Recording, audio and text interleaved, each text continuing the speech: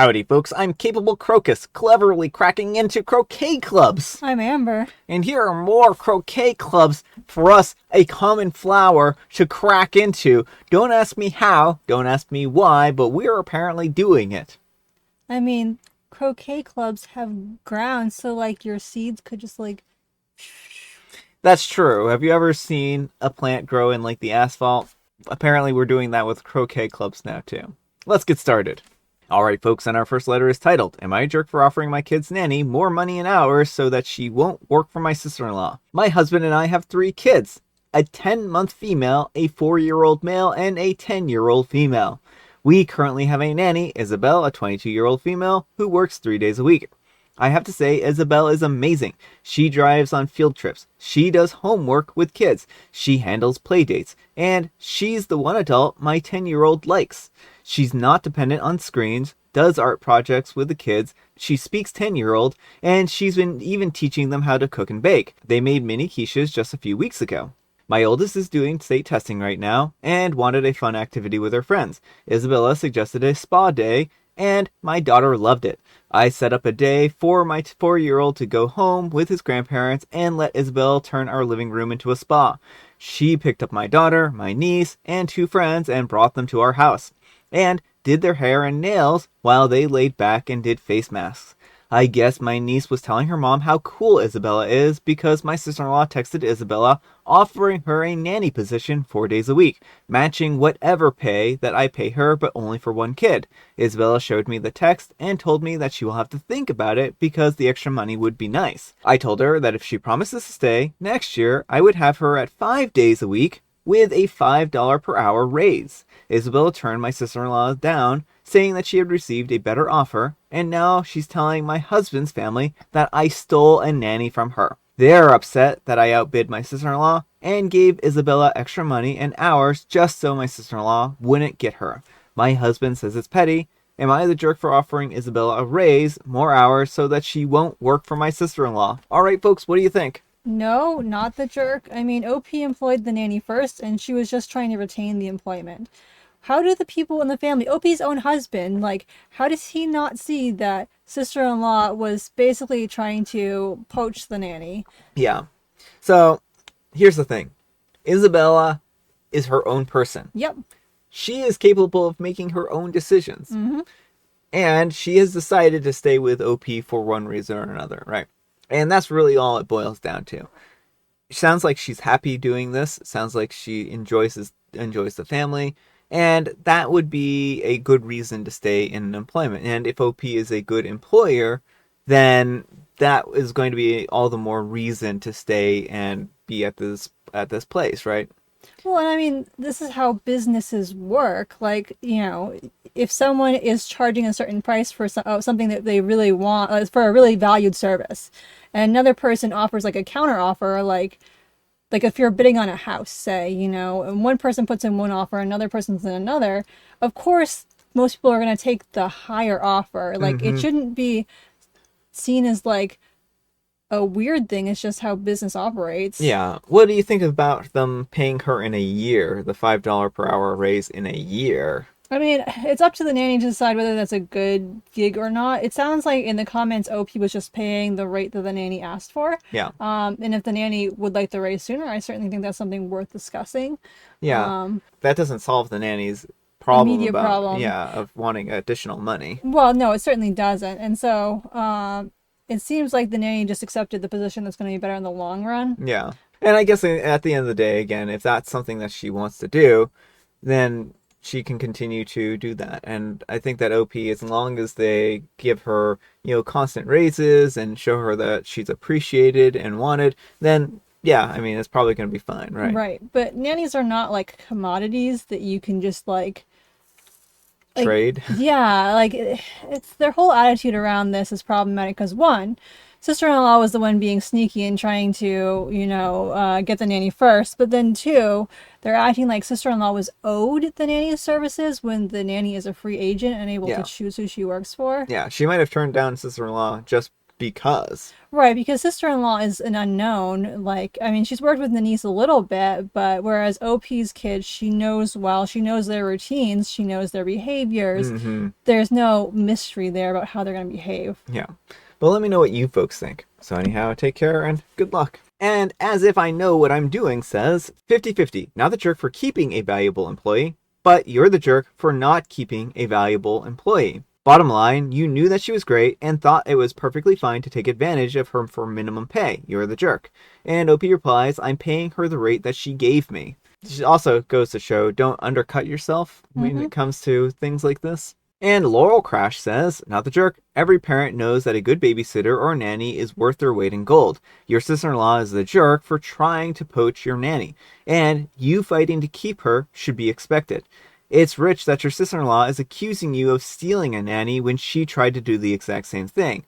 Edit an ad just to make sure you follow through with the promised raise, etc. Edit 2, and if your husband has such an issue with it, tell him that he is responsible next time you need a new nanny or sitter. He can do all the interviewing and contacting references and background checks and negotiations for pay. It's not so easy to find a new nanny. Your sister-in-law knows this and tried to circumvent the process. Alright folks, and our next letter is titled, Am I a Jerk Because I Won't Ask the Teacher to Change My Daughter's Grade? My daughter Ines is in the 8th grade. I'm single parent who is barely getting by. We can't afford activities for graduating class like trips to New York, dances, etc. I told Ines this, and she seemed to understand that we just can't afford it. I got called in to talk to her English teacher over a paper that she wrote last month. The prompt was what I did on spring break. Ines spent it at home or tagging along with me to my job. But instead, she wrote a 10-page story about how she found this door in the office that I cleaned and took her into the past. She wrote a short fiction story instead of the paper that her teacher wanted, and she got a D. Ines wanted me to convince the teacher to change her grade. I told her that she can't submit short stories instead of doing homework, so she deserved that poor grade. But Ines says that she doesn't have anything to work with otherwise, and she hates English. We are going back and forth. She has a C in English, and I told her that she is grounded until she gets her grades up. Ines is upset and won't speak to me. I had another meeting with a school counselor who suggested that I'm being too harsh on her and encouraged her to write more. That's not the problem. My problem is that Ines doesn't listen to me or her teachers and acts like she's living in that dimension in her stories. That's not how the real world works. Am I the jerk? Alright folks, what do you think? Yes, I think OP's definitely being the jerk here. I think the assignment is unfair. It seems like this is a wealthy community where a lot of the kids are going on these fancy trips. And so to have this assignment where you have this one kid who really doesn't have much to write about, I don't know how long the assignment was, but if she literally was just at home and then like with her mom to clean, that's not a lot to write a paper about. And so I think the teacher needs to be called out for an unfair assignment and really needs to start to check her privilege. It sounds like the daughter is struggling with not having everything that her classmates have. She wishes she lived in some place in the past. And instead of addressing her struggles, OP is just punishing her and being like, yeah, you're grounded because you didn't follow rules. Yeah, I mean, I guess it depends. Like, there's probably a lot to write about with being in an office, right? Maybe it's not the most exciting or glamorous thing, and I guess it depends on how long the assignment was supposed to be. But also, the teacher, I think, is being a little bit problematic in the respect that she wrote a 10-page paper, and English is about writing and, producing content, right? And, like, if she is doing a good job with the writing, then that's really the more important part of it, right? And the fact that the teacher is like, well, she didn't write this exact assignment. I have a hard time getting behind that and saying, well, did she do a comparable level of work, right? Right. Well, and I think there's a clear sign that there's a reason why the daughter isn't doing the assignment as it's given. Like, if Mm-hmm. I were the teacher and I got that assignment, I would realize that I gave a bad assignment.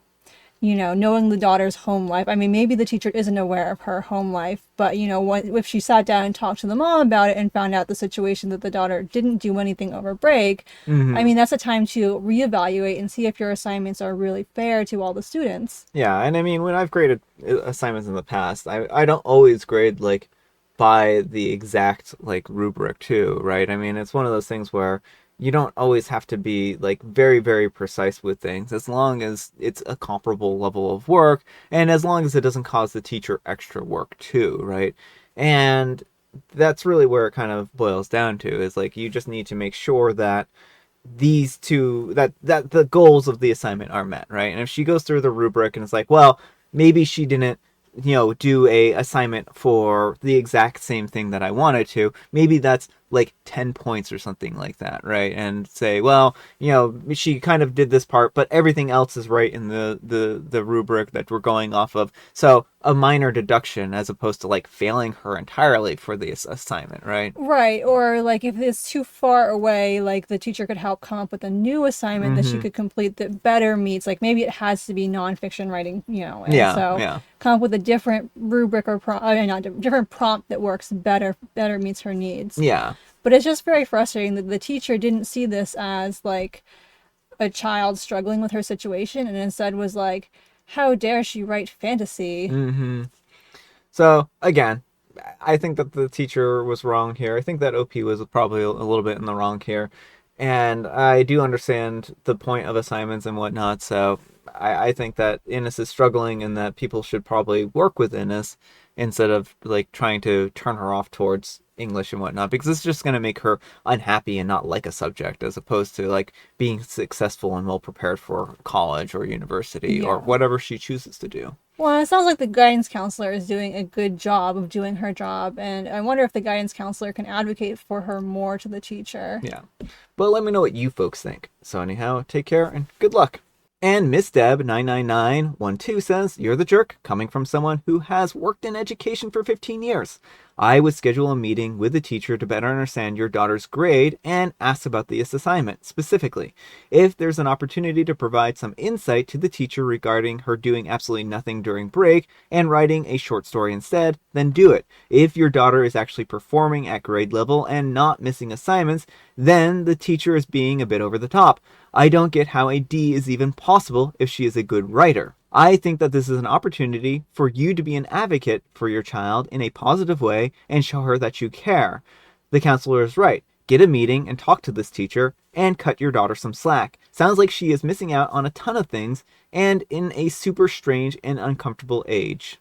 And Two Tiny Monkeys says, "I agree. And also, the best teachers are the ones who can work outside the box, especially in elementary, middle, and high school."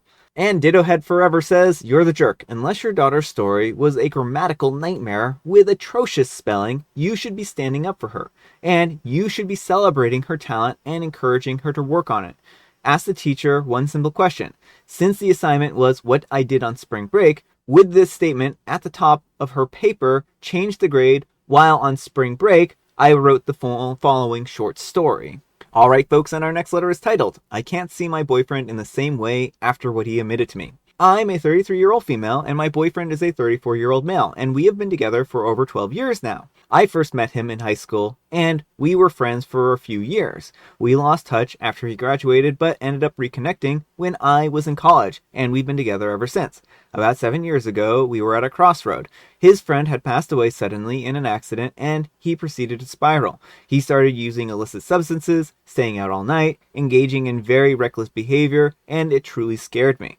I tried everything to pull him out of it. It took a lot of work, and me almost leaving him to start pulling his life back together. A little bit of backstory.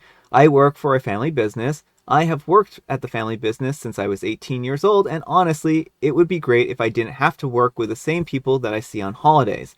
My family can be, in a word, toxic. There is a lot of infighting and drama. Working with them is similar to our personal lives, stressful and chaotic. When my grandmother passed away about 3 years ago, I was willed some liquid assets that had belonged to her and my grandfather, gems, jewelry, precious metals, cash, etc., and their house that they had since the 60s. And honestly, this was a blessing. With that inheritance, I finally felt like I could pull free from my family and get out of the family business and take time to go back to school and do something that I was passionate about. However, I had no savings at the time and wanted to get a decent amount before I just quit. At this time, an opportunity opened up at work and the pay was higher but required 4 to 7 months of travel per year. I talked it over with my boyfriend and we decided that we only needed 2 years to save up what we needed. I took the job and prepared to leave for 2 months for training at the main branch. About a month into my training, my boyfriend suddenly quit his job with no explanation other than I had to, I can't work there anymore. I was concerned about our financial goals because of this, but he swore up and down that he would get a new one shortly and that he wouldn't need any help with his personal bills. Well, a year went by and he had only taken up gig work and temp jobs. I wasn't happy as I was having all the travel time and was having to be really frugal in order to get all of our bills paid while also putting money into savings. He was managing to pay his own bills, so I let it slide since he tossed in what he could into the joint pile as well. Now I'm sitting here about to complete my 2 years and my boyfriend has decided to come clean to me. For the past 2 years, while I have been working a job that has been soul crushing and has me away from home for weeks and months at a time, I've missed birthdays, weddings, friends' baby showers, etc. I've sacrificed the last 2 years of my life to make enough to be able to live my life the way that I want to. And he tells me last week that he has been paying his personal bills by selling the things that my grandparents had willed to me and that I had left in a safe that was hidden in the house. A safe that he only had access to because the hunting rifle is in there. And I thought, he wouldn't do that to me. I'm honestly in shock. It was a substantial amount, and it makes me nauseous to even try to quantify it right now. I've already set into motion quitting my job and have given my notice, and now I have so much less than I thought I did. He only told me because he had figured out a way of paying me back and had gotten a stable job and was planning on using most of his paycheck to give to me until I was made whole.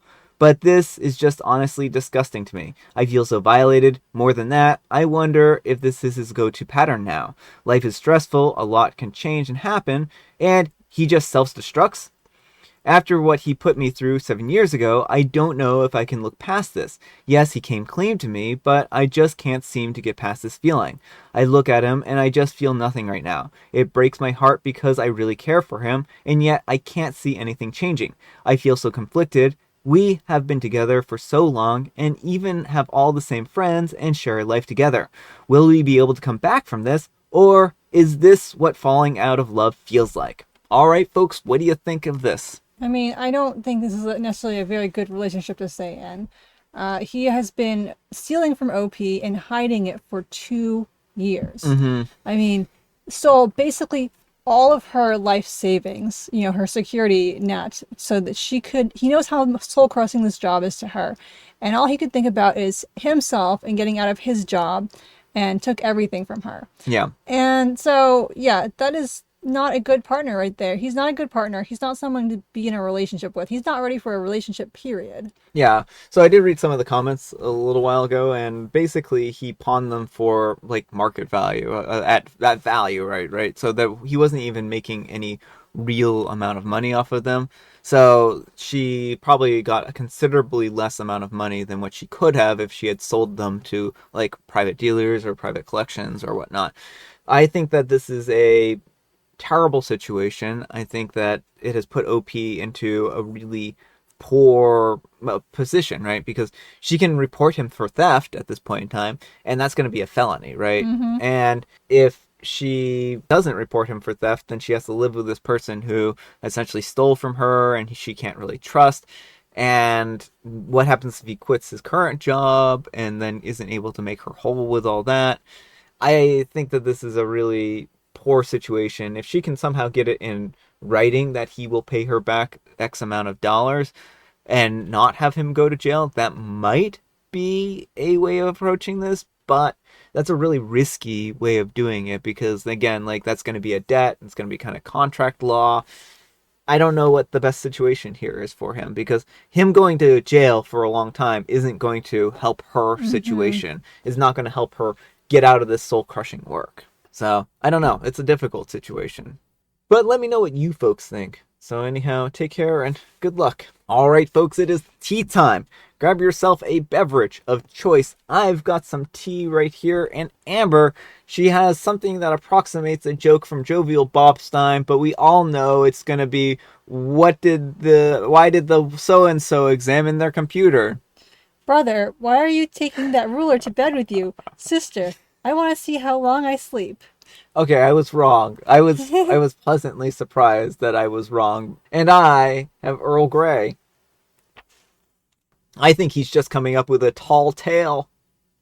All right, folks, that's all the time we have for today. Thank you so much for watching. Happy terrific Tuesday, folks. I hope your Tuesday is off to a terrific start. Amber, we need some kind of moral advice and or guidance. And please have it in the form of a slogan for a debt consolidation company. It's nothing to do with anything, but all I can think of is the Krusty Krab. Come spend your money here. That's right, folks. The Krusty Krab, come spend your money here. Like, that's the moral advice of all time. Mr. Krabs would take ill-gotten gains. Mr. Krabs would. Thanks so much for watching, and we'll see you all tomorrow. Bye. Because Mr. Krabs is of questionable character. My husband and I have 3 kids, a 10-month... My husband and I have 3 kids, a 10-month female, 4-month male, a 4-year-old male. My husband and I have 3 kids, a 10-month-old... My husband and I have 3 kids, a 10-month-old female, a 4-month-old male, and a 10... It's a 4-year-old male. But now I can't read it any other way. Yeah. And Ditto Head Forever says, you're the jerk. Unless your daughter's story was a grammatical nightmare with atrocious spelling. I am inventing new words. I am the grammar lord.